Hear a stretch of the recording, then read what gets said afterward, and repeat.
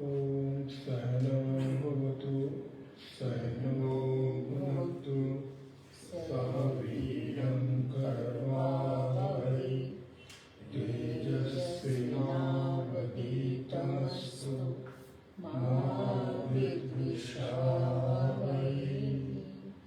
ॐ शान्ति शान्ति शान्तिः। नारायणं नमस्कृत्य नरं चैव नरोत्तमं देवीं सरस्वतीं व्यासं ततो जयमुदीरयेत्। सदाशिवसमारम्भां शङ्कराचार्यमध्यमाम् अस्मदाचार्यपर्यन्तां वन्दे गुरुपरम्पराम्। वागर्थाइव सम्पृक्तो वागर्थः प्रतिपत्तये जगतः पितरं वन्दे पार्वती परमेश्वरम्। पाठ करेंगे। ॐ यः छन्दसां वृषभो विश्वरूपः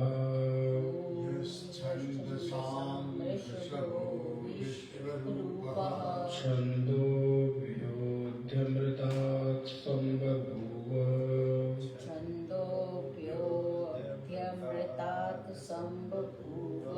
समेन्द्रो मेधयः स्पृणोतु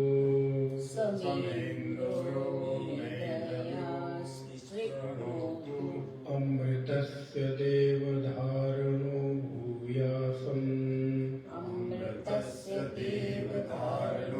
भूयासम् शरीरं मे विचर्षणम् जिह्वा मे मधुमत्तमा कर्णाभ्यां भूरिविश्रुवम् ब्रह्मणः कोशोऽसि मेधया पिहितः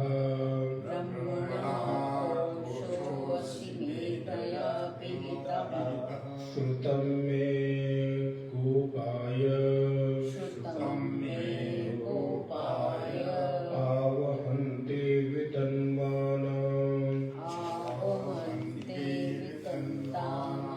कुर्वाणा चिरमात्मनः वासांसि मम गावश्च अन्नपाने च सर्वदा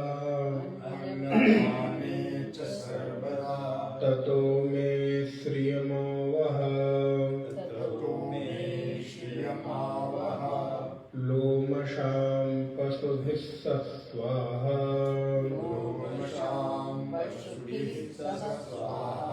आमायन्तु ब्रह्मचारिणः स्वाहा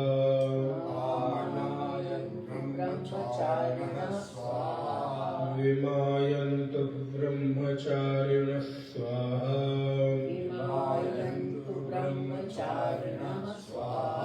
प्रमायन्तु ब्रह्मचारिणः स्वाहा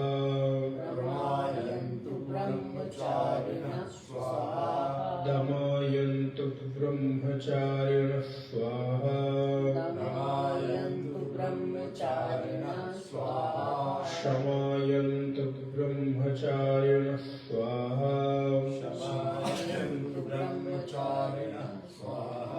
शमायन्तु ब्रह्मचारिणः स्वाहा।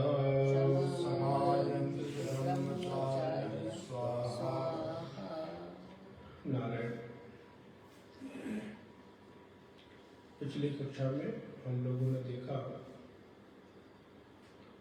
भगवती श्रुति यहाँ पर जो प्रणव है, ओम है, उसकी श्रेष्ठता का प्रतिपादन कर रही हैं।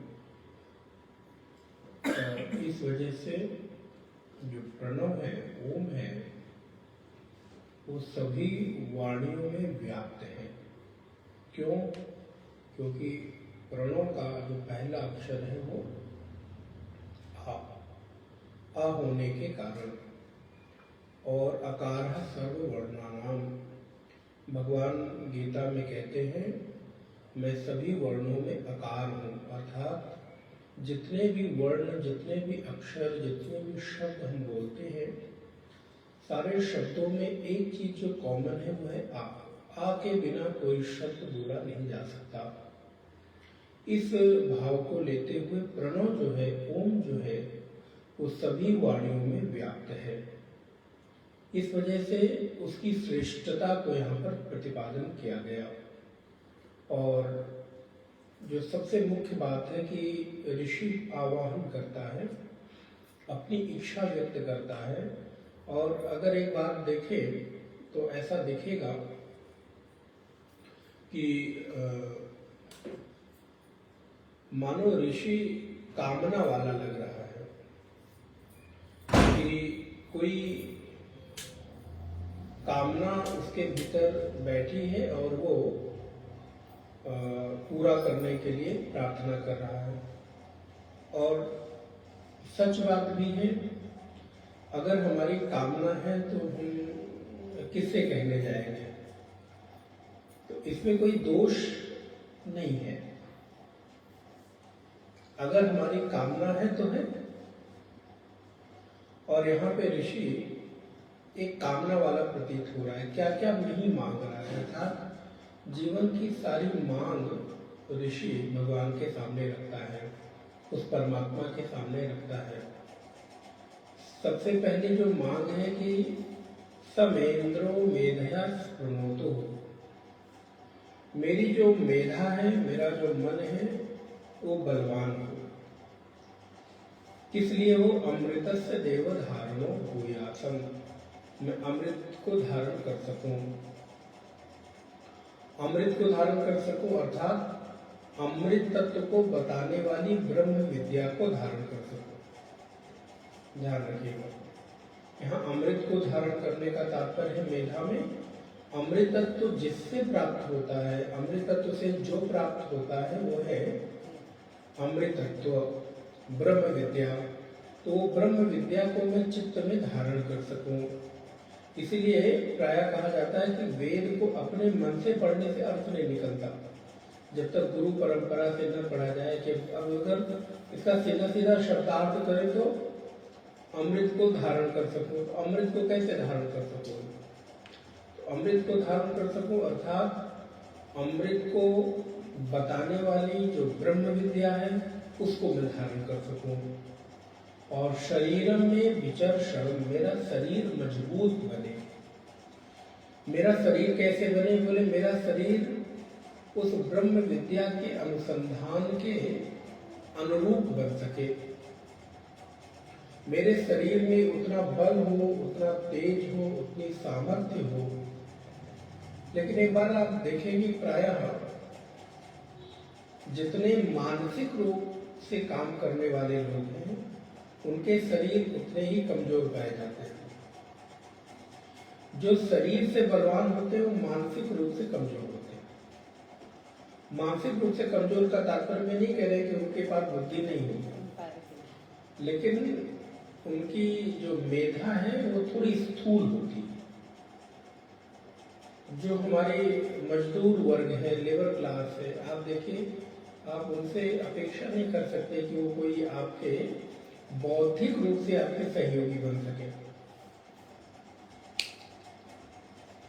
बौद्धिक रूप से आपके सहयोगी बन सके, ऐसा प्रतीत नहीं होता। लेकिन जो बौद्धिक रूप से कमजोर लोग हैं वो शरीर से बड़े हृष्ट पुष्ट दिखाई देंगे। 50 किलो उठाना हो तो उठा लेंगे। अभी हम लोगों को उठाना हो, बोले महाराज एक भरी हुई बाल्टी तो उठाने के लिए डॉक्टर मना करते हैं। एक बार अगर एक भरी बाल्टी उठा ली तो पता चला अगले 3 दिन तक, 1 सप्ताह तक कमर।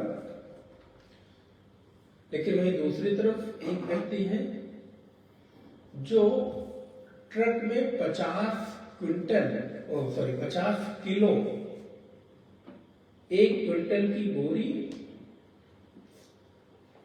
ट्रक के ऊपर चढ़ा और यूं मजे से उठा के पीठ पे लाद लिया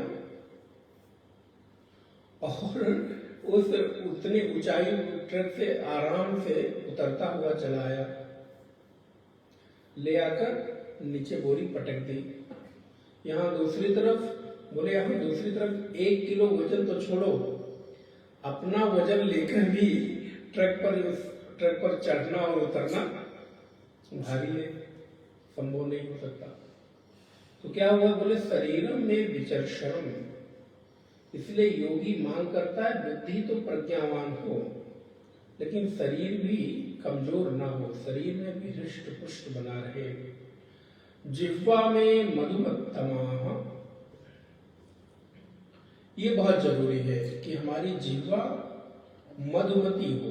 भगवत्पाद शंकराचार्य लिखते हैं कि हमारी जिह्वा के भीतर शहद से ओतप्रोत हमारी वाणी हो। जिह्वा में मधुमत्तमा मधुमती अतिशयेन मधुर भाषिणः, मधुर भाषिणी इत्यर्थः। अर्थात जो हमारी वाणी हो, जरूरत से अधिक, अगर मैं ये शब्द कहूं तो जरूरत से अधिक मिठास मेरी वाणी में हो। लेकिन ध्यान रहे, मिठास होने का तात्पर्य चापलूसी नहीं होनी चाहिए, ये भी बहुत ध्यान देने योग्य बात है। सिद्धांत को कहने में आपके मिठास हो, लेकिन वाणी की मिठास का तात्पर्य सिद्धांत के साथ समझौता करना, चापलूसी करना नहीं, बल्कि मैं अपनी बात को जो कह रहा हूं उसको ठीक तरीके से कह सकूं। इसलिए जिह्वा में मधुमत्तमा कर्णाभ्याम भूरि विस्रवम, मैं अपने कानों से भूरिशः अधिक से अधिक चीजों को सुन सकूं। तात्पर्य क्या है, इन कानों में इतनी सामर्थ्य हो जाए कि वो इस ब्रह्म विद्या के तत्व को सुनने के योग्य बन जाए। नहीं तो देखिए, अभी अगर हमको कोई ऐसे फूहड़ गाने सुनने हो तो घंटों घंटों हम सुन लेंगे, लेकिन उबेंगे नहीं। दूसरी तरफ अगर 1 घंटे से ऊपर प्रवचन सत्र होने लगे तो हम उबने लगते हैं। उतनी देर में 20 बार हम घड़ी देखेंगे। दूसरी तरफ अभी 3 घंटे की पिक्चर देखनी हो, 3 घंटे की मूवी देखनी हो तो एक बार भी घड़ी, जब 3 घंटे की पिक्चर खत्म हो जाएगी तो बड़ी जल्दी खत्म हो गई, समय बीत गया पता ही नहीं चला। यहाँ 1 घंटे के सत्र में 3 बार हमने घड़ी देखी, क्या हुआ, बोले चूंकि कर्णाभ्याम भूरि विस्रवम, इन कानों को इनके उपयोगी बातें सुनने का अभ्यास नहीं है। इसलिए देखो ऋषि कितनी प्रार्थना करता है कि प्रभु इन कानों में संसार की लौकिक बातें तो सुनते ही रहते हैं, कितना सुनने को मिलता है, लेकिन इसके अतिरिक्त इन कानों के माध्यम से मैं अमृतत्व का अनुसंधान करने वाली ब्रह्म विद्या को सुन सकूं। और ध्यान रखिए, यहां सुनना सुनने के लिए नहीं है, बल्कि क्या सुनना है, बोले ब्रह्म विद्या को सुनने की सामर्थ्य हो। ये दुनिया भर के प्रपंच सुनने के लिए बोले ऐसे तुम 4 घंटे, अभी किसी की महाराज क्या कहते हैं राग द्वेष की बात चल पड़े, किसी की बुराई करनी हो, किसी की निंदा करनी हो, आप देखिए कान कितने रस लेने के, अच्छा ऐसे सच में नींद भूख प्यास सब मिट जाती है। कितनी देर? बोले 4 घंटे निकल गए निंदा करते हुए। तो निंदा सुनते सुनते कान इतने अभ्यस्त हो गए हैं कि इनके भीतर अन्य कोई विषय जाता है तो ये ऊबने लगते हैं, कान को मानो छटपटाहट होने लगती है। लेकिन ऋषि प्रार्थना करता है कि प्रभु कर्णाभ्याम भूरि विश्रुवम, इन कानों को विशेष रूप से सुनने की सामर्थ्य मिल जाए। ब्रह्मणः कोशोऽसि मेधया पिहितः, जो ब्रह्म है वो कोशों के भीतर छुपा हुआ है। हे प्रणव, तू ब्रह्म का कोश है।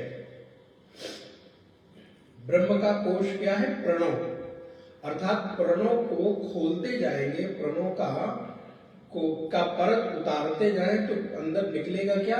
बोले परमात्मा निकलेगा। अर्थात परमात्मा छुपा कहाँ है? बोले प्रणव।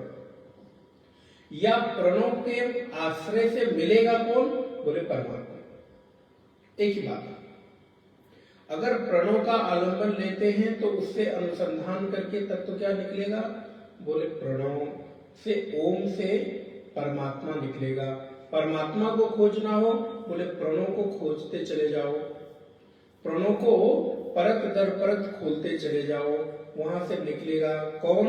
बोले वो चिन्मय परमात्मा निकलेगा। इसलिए ब्रह्मणा कोशोऽसि मेधया पिहितः, हे प्रणव, हे ब्रह्म, हे प्रणव, हे ओम, तू ब्रह्म का कोश है, क्योंकि तुझमें ब्रह्म की उपलब्धि होती है। अब अगर आपको ब्रह्म की उपलब्धि करनी है तो ओम का अनुसंधान बैठ जाए, दीर्घ ओम का उच्चारण करें और उस ओम के उच्चारण में उसके होने का एहसास करें, अनुभव करें।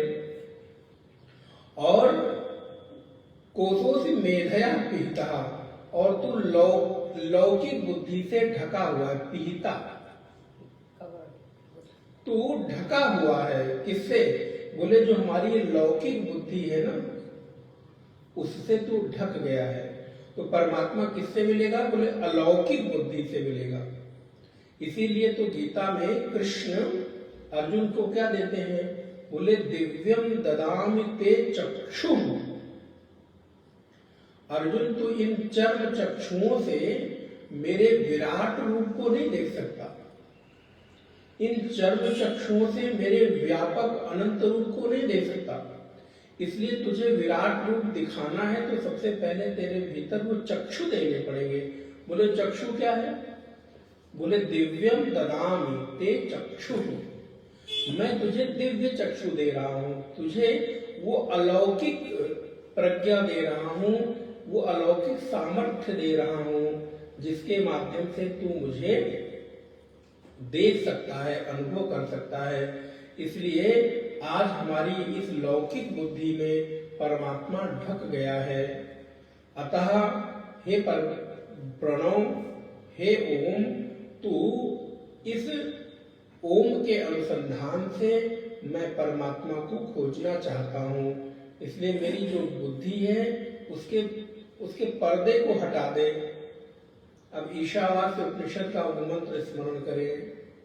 हिरण्मयेन पात्रेण सत्यस्यापिहितं मुखं तत्त्वं पोषन् अपः वृणुः सत्यधर्माय दृष्टये। हिरण्मयेन पात्रेण,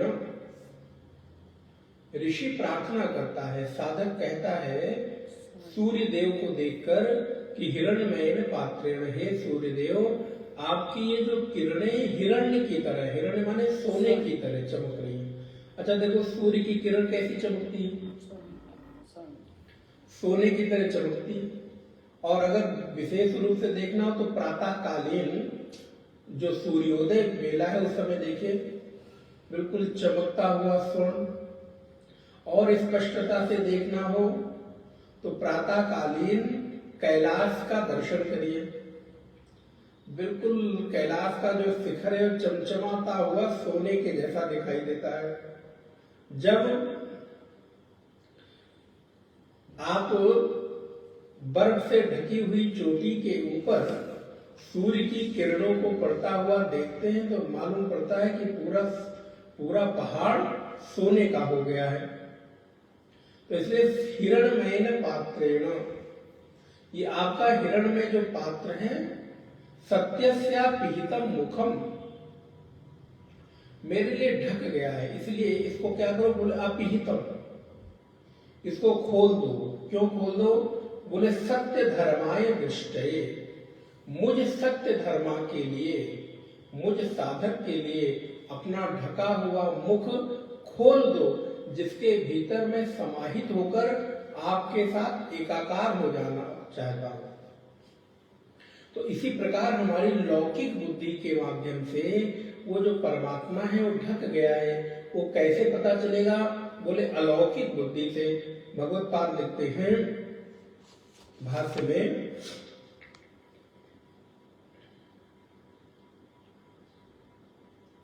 कर्णाभ्याम श्रोत्राभ्याम भूरि बहु विस्रोत श्रावो भूयासम इत्यर्थः।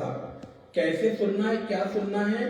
बोले आत्मज्ञान योग्य, बहुत ही सुंदर पंक्ति है, आत्मज्ञान योग्य कार्य करण संघातः अस्तु इति वाक्यार्थः।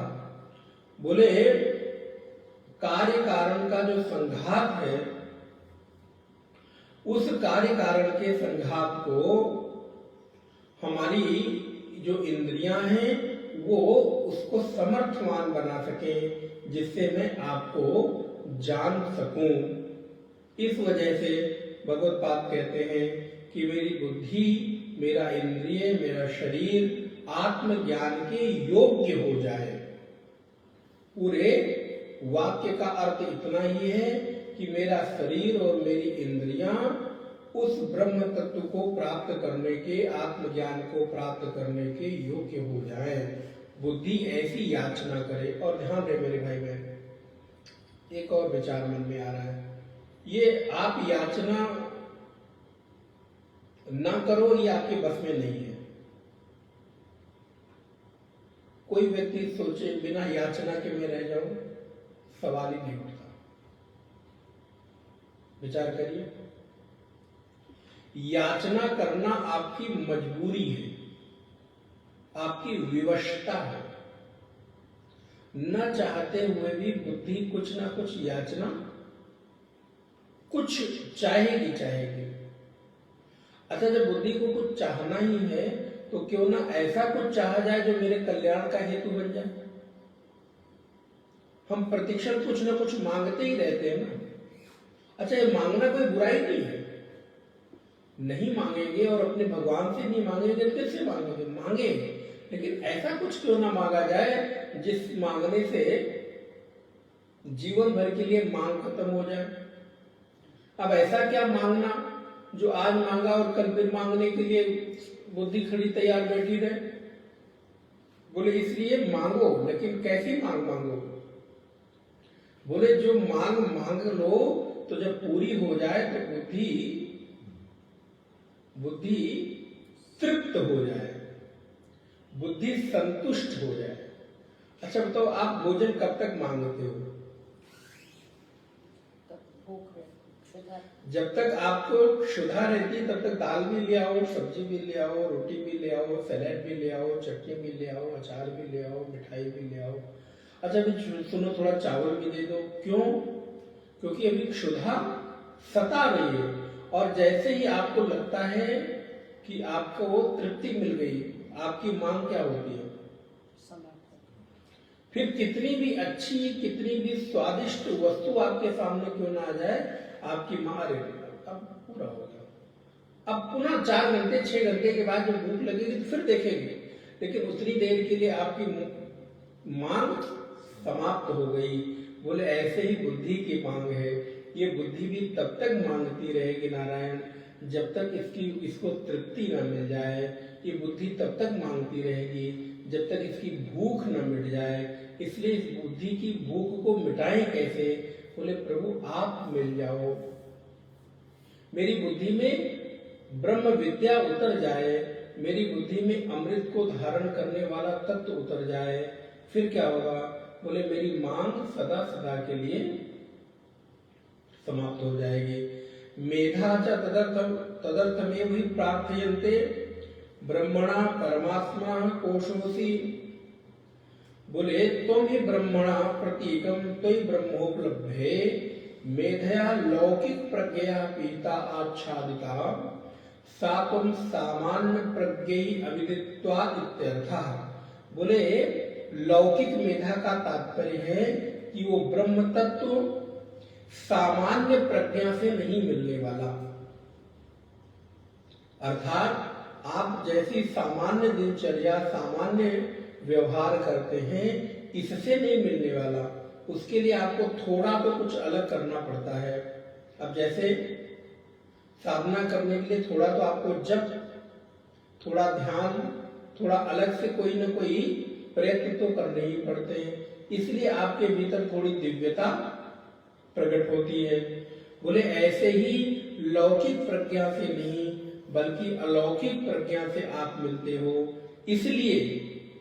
इसलिए श्रुतम श्रवण पूर्वक आत्मज्ञानादिकम में गोपाय रक्षक, क्योंकि आप सामान्य बुद्धि से नहीं मिलते, आप अलौकिक बुद्धि से मिलते हो, इसलिए मैं जो जो सुनूं वो मैं रक्षा कर सकूं। देखो सुनना बड़ी बात नहीं है, सुनने के लिए तुम लोग न जाने कितना कितना अभी तक सुन चुके, क्या क्या सुन चुके, लेकिन सुना हुआ मेरे लिए उपलब्ध हो जाए, सुनने की सार्थकता यह है।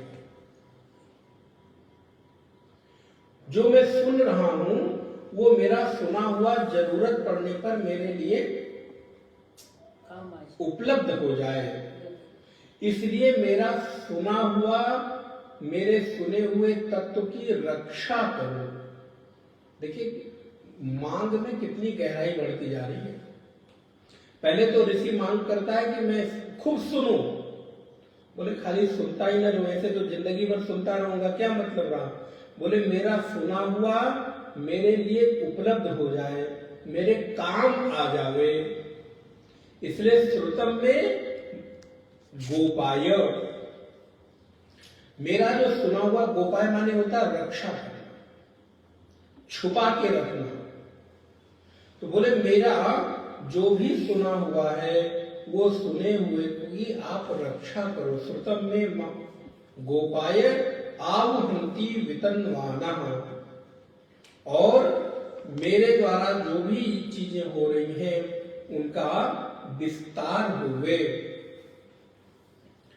भगवत पाद लिखते हैं श्रुतम श्रवण पूर्वकम आत्मज्ञानादिकम में गोपाय रक्ष तत्प्राप्ति अविस्मरणादि कुरुत्यर्थः। बोले मैं जो सुनूं वो मुझसे भूले नहीं, इसका मतलब क्या हुआ, मेरा सुना हुआ मुझे भूले ना, मेरे लिए याद बना रहे। प्रभु आपकी याद हमेशा बनी रहे, यही तो मांग करती हैं गोपियां, यही तो मांग करते उद्धव जी। प्रभु मैं आपको किसी भी परिस्थिति में भूलूं नहीं। तत्प्राप्त अविस्मरणादित्यर्थः जपार्था एते मंत्राः मेधा कामस्य होमार्थस्य अधुना श्री कामस्य मंत्राः उच्यन्ते। आवहन्त्यान्ति वितन्वाना विस्तारयन्ति। बोले मेरे लिए विस्तार करो, क्योंकि मैं चीजों को सीमित नहीं करना चाहता, बल्कि मेरे लिए चीजों का विस्तार होता रहे। इसलिए ये जो मंत्र है वो दो चीजों के लिए प्रयोग होता है। भगवत पाद कहते हैं जपार्था एते मंत्रा मेधा कामस्य, इन मंत्रों का अगर कोई जप करेगा तो उसकी मेधा का विस्तार होगा। इसलिए मेधा कामी पुरुष जप के लिए इसका प्रयोग करे। और श्री कामः मंत्राः उच्यन्ते, लक्ष्मी चाहने वालों के लिए ये होम के लिए मंत्र है, मतलब यज्ञ के लिए मंत्र है। देखिए एक ही मंत्र दो अलग अलग तरह से प्रयोग करने के कारण अलग अलग फल देने वाला हो जाता है। अगर कोई व्यक्ति मेधा चाहता है तो बोले इन मंत्रों का जप करे, और कोई व्यक्ति इन मंत्रों को श्री के लिए प्रयोग करना चाहता है, लक्ष्मी के लिए, तो बोले इन मंत्रों से हवन करे, होम करे। श्री कामः मंत्रः उच्यन्ते आवहन्ति वितन्मानः विस्तारयन्ति ही। और फिर होम के लिए मंत्र बताए गए, फिर कहते हैं विस्तार करने वाली होने के कारण इसको कहते हैं कि जो इसका प्रयोग करता है उसका सतत विस्तार होता है। कब तक होता है? बोले चिरकाल तक। तेनो तेन सत्कर्मत्वात् कुर्वाणः निवर्तयन्ति आचिरम क्षिप्रम एव छांदसो दीर्घा चिरम व कुर्वाणः। इसलिए चिरकाल तक मेरे लिए ये प्रयोग करने वाली हो, मेरे लिए उपयोग करने वाली सिद्ध हो, ऐसी भगवती श्रुति यहाँ पर कामना करती हैं। अब कहते हैं कुर्वाणः चीरम आत्मनः। ये मंत्र दो अलग अलग चीजों के लिए है। होम करने से लक्ष्मी की प्राप्ति, जप करने से मेधा की प्राप्ति। अब कहते हैं बुद्धि प्राप्ति के बाद ये जो लक्ष्मी है ये आपकी अनर्थकारी नहीं होती। अगर धन के साथ बुद्धि ना आए तो धन किस काम आएगा? अगर धन के साथ बुद्धि ना हो तो धन हमेशा अनर्थ का हेतु बनेगा। इसलिए धन मांगे तो धन के साथ बुद्धि भी मांगे। देखिए ऋषि की प्रज्ञा कहां तक जाती है। कुर्वाणः चीरमात्मनः वासांशिमं गावश्य। क्या चाहिए? बोले लक्ष्मी कामी पुरुष होम करने के लिए लक्ष्मी प्राप्ति तो करे, लेकिन बुद्धि प्राप्ति के बाद लक्ष्मी की प्राप्ति करे। इसलिए इस मंत्र में देखिए सबसे पहले क्या मांगा? मेधया में स्पृणोतु, मेरी मेधा का विस्तार करो। पैसा आना बड़ी बात नहीं है, पैसे का विनियोग कहां किया जाए, पैसे का उपयोग कहां किया जाए, ये बड़ी बात है। कुछ वर्षों पूर्व आप लोगों ने सुना होगा एनसीआर, दिल्ली के आसपास के जो क्षेत्र हैं, नोएडा, गाजियाबाद, गुड़गांव, वहां पर जो ग्रामवासी थे उसमें तो ज्यादातर जाट लोग ही थे। अब जाट बुद्धि तो खैर, तो नारायण, उनकी जमीनें किसी काम की नहीं थी। 8-8 फीट गड्ढे थे जहां न खेती होती थी न कुछ होता था। सरकार ने योजना बनाई और हुआ क्या? बोले उनकी सारी जमीनें सरकार के डेवलपमेंट के अंतर्गत आ गई। जिस जमीन का कोई मोल नहीं था, कोई भाव नहीं था, उसका उनको उस समय करोड़ों करोड़ रुपए सरकार ने दिया। उसके बाद सरकार ने अपना पैसा दिया, काम खत्म, आगे काम बढ़ गया। कहते फिर 10 से 15 साल के बाद दोबारा सरकार ने रिसर्च करवाई कि इनको जो पैसे दिए गए वो पैसे कहां विनियोग हुए, उन पैसे को कहां लगाया गया। बोले महाराज अब कोई पैसा किसी के पास बचा नहीं, रोड पे खड़े होकर। क्यों? बोले पैसा आया मुफ्त का, इतना आया जितना संभाल नहीं सकते थे, तो क्या किया? बोले महाराज 2 लाइसेंसी बंदूक खरीदी,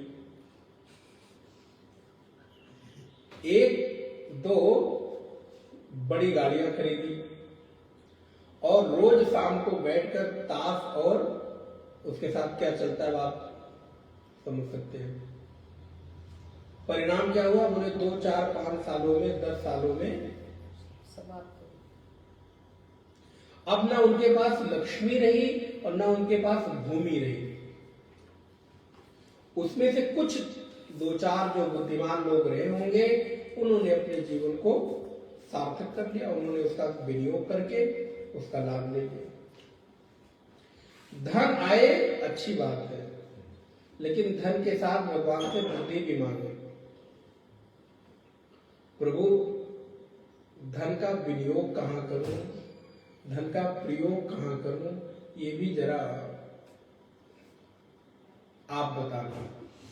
नहीं तो पैसा आता है और वो आपके अनर्थ का हेतु बन जाता है।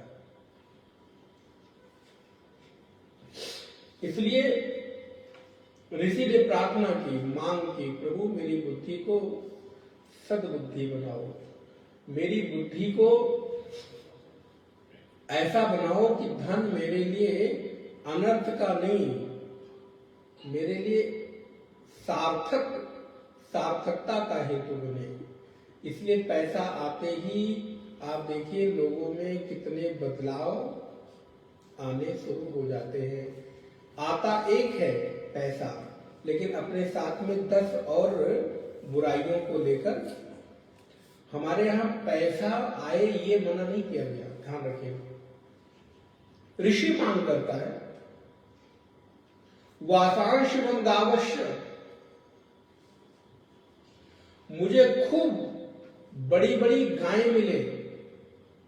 और पहले के जमाने की गाय ही पैसा हुआ करते थे, पशु संपत्ति हुआ करता था। जिसको आज एफडी को संपत्ति मानते हैं, प्रॉपर्टी को संपत्ति मानते हैं, पहले की संपत्ति क्या थी? बोले गोधन, गजधन, बाजधन और रतन धन खान। बोले पहले की संपत्ति थी गाय। एक व्यक्ति के द्वार पर कितने गाय बंधी हुई है। हम लोगों को याद है, हम लोगों के समय में, बाबा लोगों के जमाने में जाते भैया द्वार पे कितने जोड़ी बैल बंधे हुए। जितने जोड़ी बैल होंगे उतने ही वो समृद्धशाली होंगे। भैया उनके यहाँ तो 3 जोड़ी बैल जुतते हैं, 4 जोड़ी बैल उनके द्वार बंधे हुए हैं। तो पहले की संपत्ति क्या थी? अब आज आपने उसको कहां कर दिया कि द्वार पे कितनी एसयूवी खड़ी है। पहले हमने उस धन को दूसरे रूप में देखा, अब हमारे धन को देखने का नजरिया दूसरा बदल गया। इसलिए ऋषि भी धन की मांग करता है। वो ये नहीं कहता कि मेरे पास धन ना आवे, और धन आना ये कोई मांग करना अपराध नहीं है, लेकिन धन का विनियोग कहां हो, सदुपयोग कहां हो, ये पहले मांग कर लेना कि प्रभु धन तो दो, लेकिन उसके पहले बुद्धि देना कि इसका उपयोग कैसे करूं, कितना करूं, कहां करूं, कब करूं। इसलिए धन की मांग हो। हमारे आचार्यों ने गरीबी को महिमा मंडन नहीं किया, दोबारा ध्यान रखिएगा।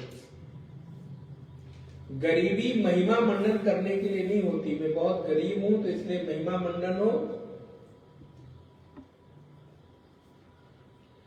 सुदामा अपने जीवन में अर्थ से भले कमजोर हो,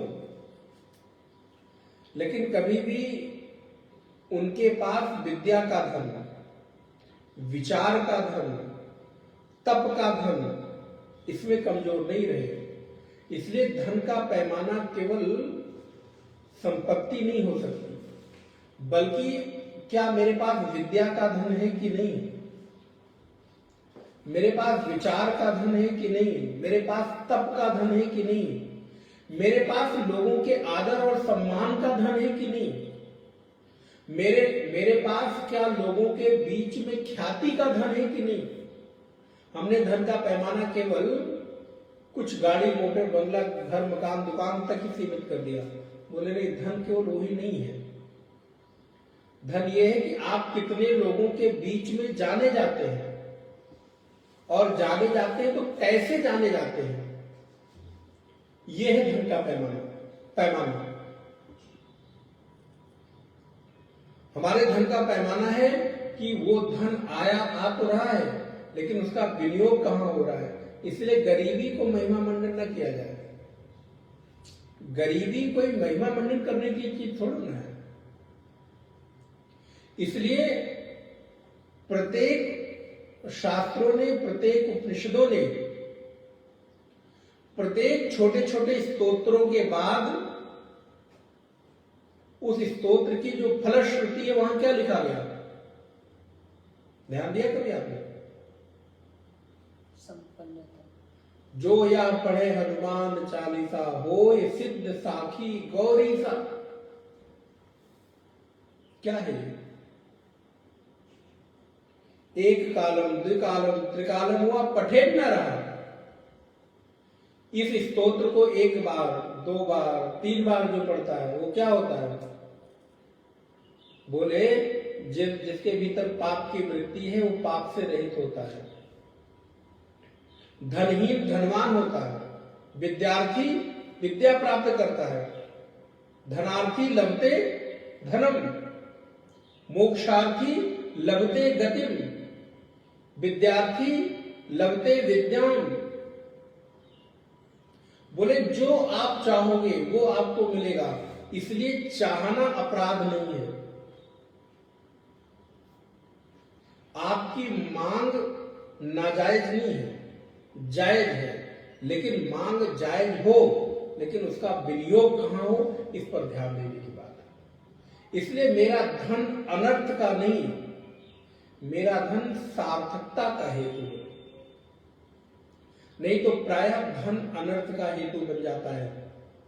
धन दोष धन में नहीं है। दोबारा दूसरी तरह से समझो, जब किसी व्यक्ति का पतन होता है तो लोग दोष किसको देते हैं? धन को। महाराज बहुत धन आया और नाश कर दिया। नहीं, धन में दोष नहीं है। आपने उस धन का कहां किस रूप में विनियोग किया और उस धन को कमाया कैसे।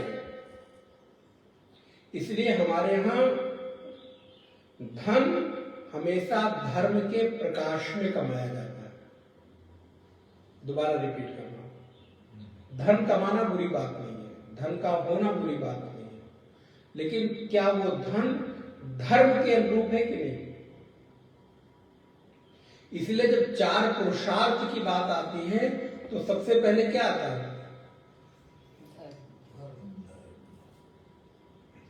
सबसे पहले धर्म है। धर्म के अनुरूप धन हो, धर्म के अनुरूप काम हो, धर्म के अनुरूप मोक्ष हो, धर्म के अनुरूप अर्थ हो।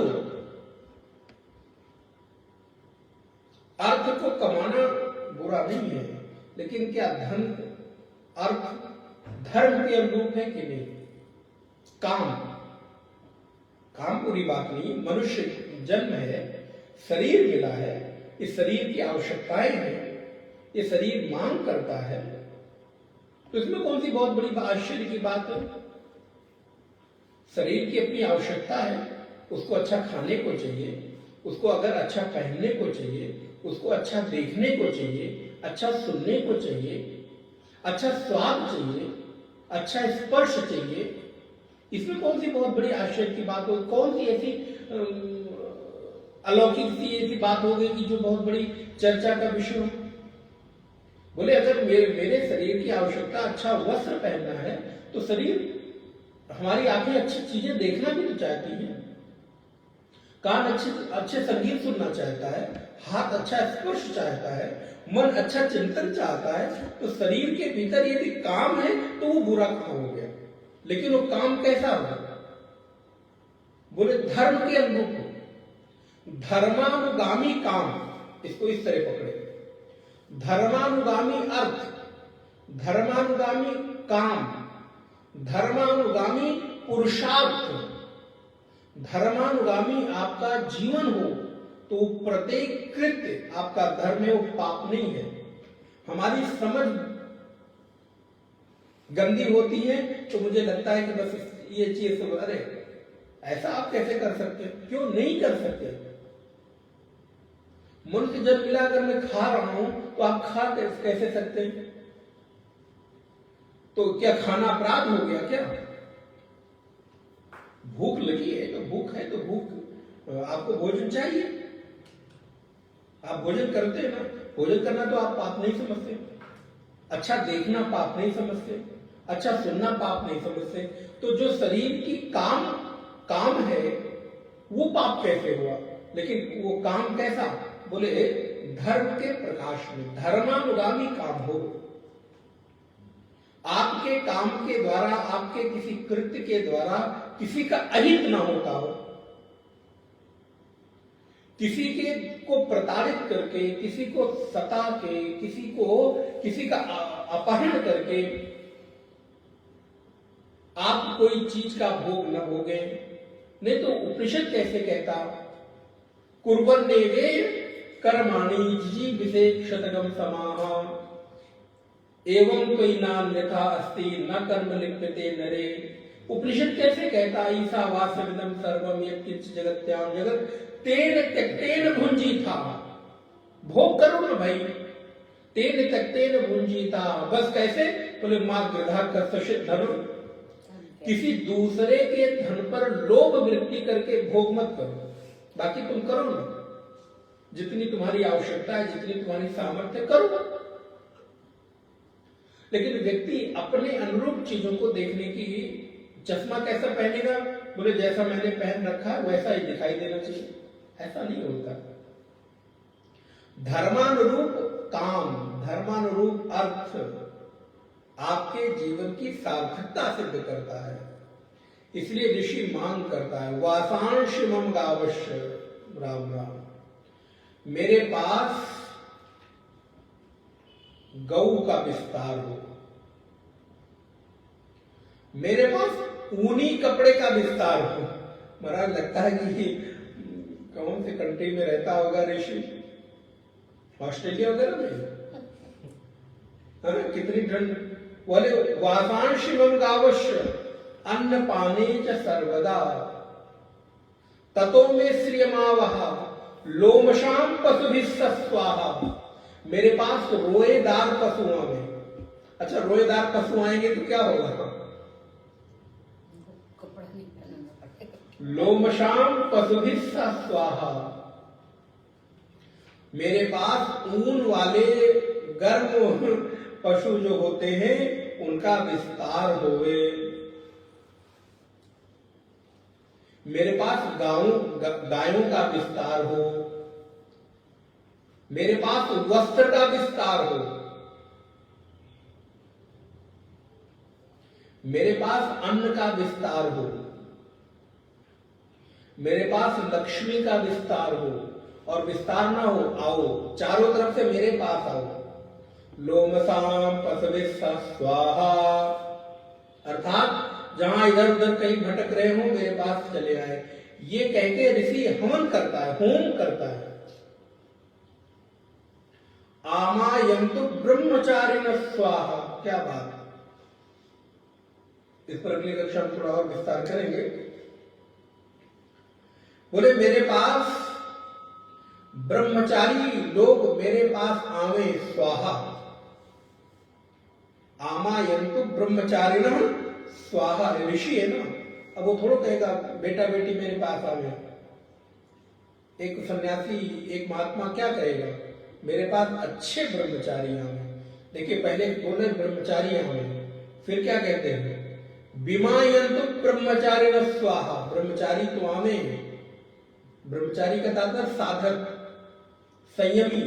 लेकिन कैसे आवे? बोले विमायन्तु ब्रह्मचारिणः स्वाहा। वही ब्रह्मचारी मेरे पास आवे जो निष्कपट हो।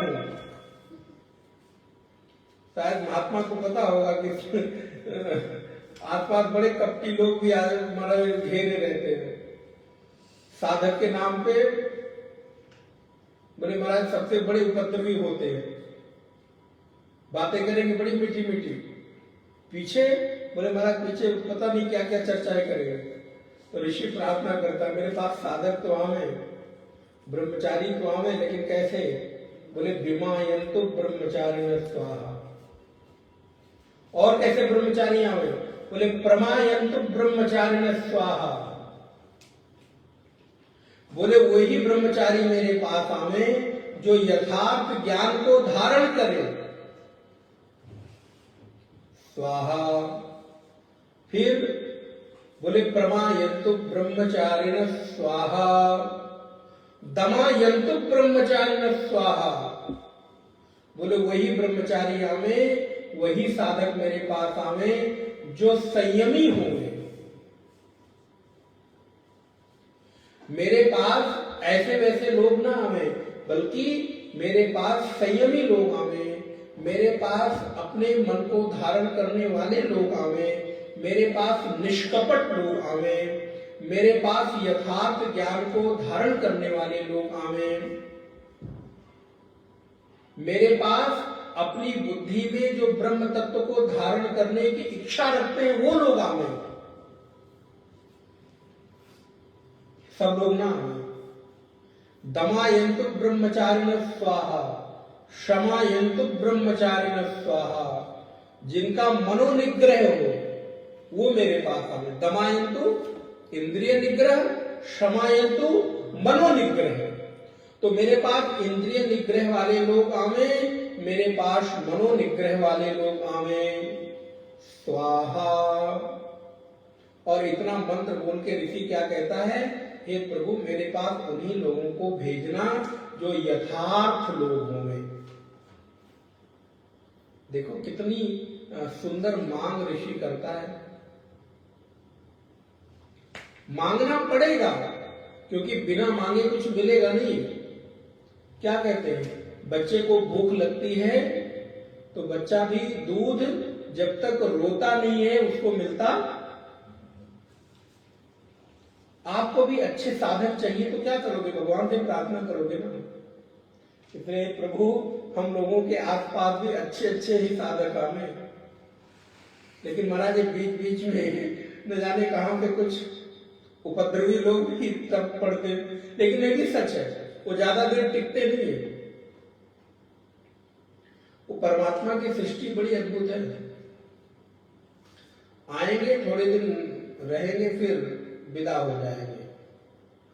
ये ऐसी कृपा है भगवान की सृष्टि में, उनका यथार्थ चित्रण हो जाता है। और हम लोग तो उन्हीं से प्रार्थना करते हैं, पुनः प्रार्थना करें। वासां शिवम। आप लोग ये हमारे लिए नहीं है, ये सबके लिए है। आपके आसपास आपके मित्र कैसे हो? बोले संयमी आपके मित्र हो। आपकी मित्रता भोगियों के साथ ना हो, आपकी मित्रता साधकों के साथ हो। ऐसी प्रार्थना भगवान से करिए। जैसे ऋषि प्रार्थना कर रहा है कि मेरे आसपास कैसे शिष्य बैठे हों, कैसे साधक बैठे हों। बोले जो प्रमायन्तु हो, विमायन्तु हो, दमायन्तु हो, क्षमायन्तु हो, ऐसे ब्रह्मचारी मेरे आसपास बैठे। ऐसे भी आप प्रार्थना करें, प्रभु हमारे मित्र कैसे हो, हमारे रिश्तेदार कैसे हो, हमारे साधक कैसे हो, तो इस तरह के हो। वासांशि मम गावश्य अन्नपाने च सर्वदा ततो मे श्रियमावह लोमशां पशुभिः सह स्वाहा आमायन्तु ब्रह्मचारिणः स्वाहा विमायन्तु ब्रह्मचारिणः स्वाहा प्रमायन्तु ब्रह्मचारिणः स्वाहा दमायन्तु ब्रह्मचारिणः स्वाहा क्षमायन्तु ब्रह्मचारिणः स्वाहा। ओम पूर्णमदः पूर्णमिदं पूर्णात् पूर्णमुदच्यते पूर्णस्य पूर्णमादाय पूर्णमेवावशिष्यते।